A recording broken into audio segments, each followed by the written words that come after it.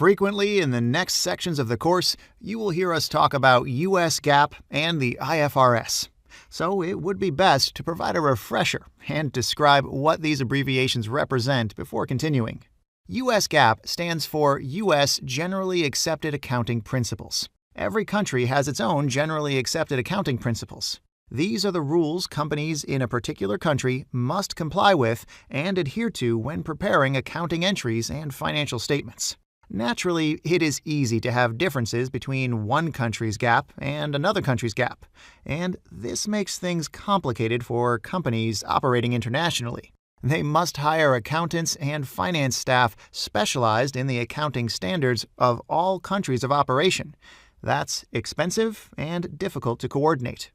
This is why, at some point, the international accounting community came to an agreement it would be best to come up with an international set of rules that can be applied by all countries and produce a consistent and easy-to-understand financial reporting.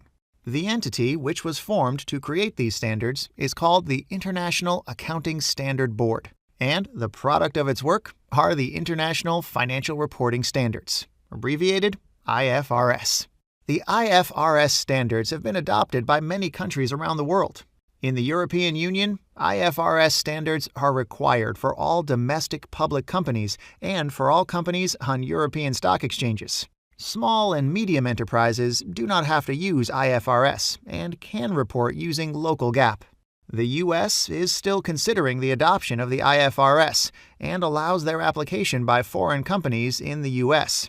Discussions with the IASB have lasted more than a decade, and it has been agreed that US GAAP and IFRS should converge at some point.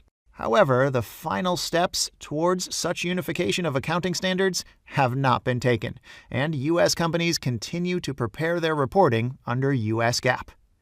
Okay, in this course, we will try to provide both perspectives. We will talk about both IFRS and US GAAP. The fundamental principles we will study do not change under the IFRS and US GAAP. It is the mechanics of how things are accounted for that changes. But that's important too, isn't it? Don't worry, we'll stay on top of things.